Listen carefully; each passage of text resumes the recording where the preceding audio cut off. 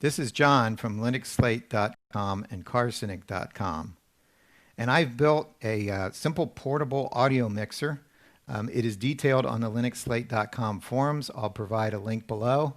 And as promised in the that build thread for this unit, I am going to do a quick video demonstration of it. First, I'd like to talk a little bit about my test setup here. I have quite a bit of other equipment. This mixer is actually a standalone mixer and needs only an amp and speakers to provide everything that you need to provide music at a chart, at a party or an event. For the test setup here, I'm running the output of this into a Samson mixer, and from there I'm mixing in my voice as well as running out to the computer. It is also going to my homemade solid-state power tube amplifier and to a couple of studio monitor speakers so that I can hear as I produce this video. So what you're hearing is more or less a line out recording of what the mixer is playing. So I call this my poor man's PMGODJ. It is meant as a low-cost replacement for the Monster PMGODJ. I'm going to go over some of the basic features of this. So basically what this is it is two media player modules. As you can see, the media player modules have a built-in USB or SD. I'm using SD, and I have the same songs on both SD cards this way. There's no way to share the files between the two of them, unfortunately, since they are independent modules that weren't necessarily made to do this. The other thing that I would like to say is that I've done no software development on this project. So the code running on the media player modules is just as it comes from China. So a quick left-right on this is, of course, this is media player 1.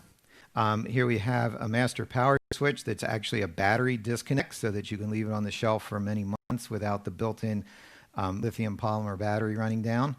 And by the way, the built-in lithium polymer battery is enough to run this thing for probably 6 to 8 hours.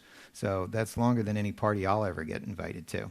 It's being charged right now. You can see the display showing 99% level on the battery. And there's also a small button in the back. There is also a USB outlet. These components, the batteries and everything, come from a cell phone charger.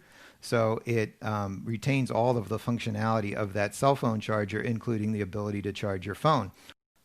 Continuing across, you'll notice the red switches. All of the red switches are the Q switches. So this is the effects Q, which I'll explain the sound effects feature in just a minute. Player 1 Q, player 2 Q. The knobs are analog tone controls, bass, mid-range, and treble, along with gain for each channel. In the center, there is a VU meter that will show us during the demonstration the actual output levels. Knobs across the top. This one is the effects level to the main bus. This selects for headphones whether we're monitoring the Q bus or the main bus or mixing between the two of them in the headphones. And this is the actual headphones output level. The headphone jack is right down here. So this controls the output of the headphone jack here. And this is our master out, 2 RCA connections on the back for master out. Also on the back panel are a couple other things. There's another pair of RCA jacks for recording in, so I can record line level in to only mixer 1.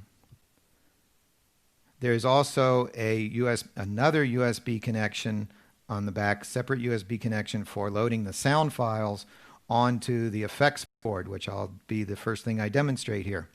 So the effects board is essentially separate and mixed into the other audio buses.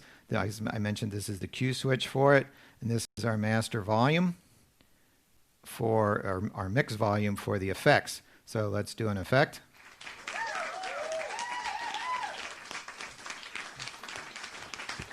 Okay, so there's actually, as if these were numbered right across what it really should be 1 through 8. I could make labels for those, but here's another effect. There you go. So I have 8 effects on them loaded on here that would be appropriate for a party or event. Also on the front are 2 microphone inputs. I am not running through that. I'm running a microphone through the Samson mixer because the way the modules come, as I said, there's no software changes for the modules. So they do not pass through live or even while recording. So you can't really use them as live mics. They are recording only, and in that case, you can record on the two different players simultaneously. You could be recording two different microphones. They come up as regular MP3 sound files on the mixer. So I have a couple of songs queued up, as you can see, and to avoid any copyright issues or anything like that, I'm going to do a quick mix between the two of them. So I have positioned the one song nearer to the end to avoid any copyright issues, and we're going to begin playing that track and then demonstrate a simple fade into the other track so that the audience doesn't accidentally hear a sound effect. If you were to push them accidentally, we'll turn the effects level knob all the way down. Now, let me see if I can do a simple mix here.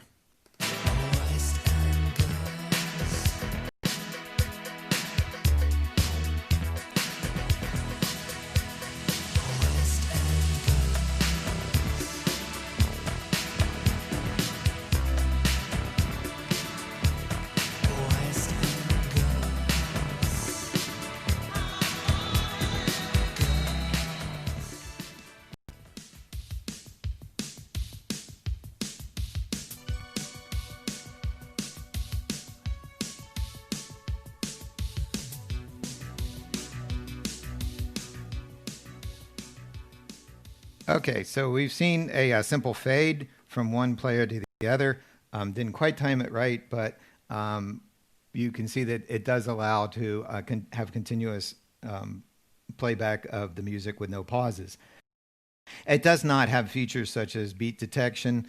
Also, again, as I said, this is no software project, so I could not even have a time remaining display on the players, which would be the biggest single thing that would help this. I should also mention that the players do have a number of different equalizer settings in them.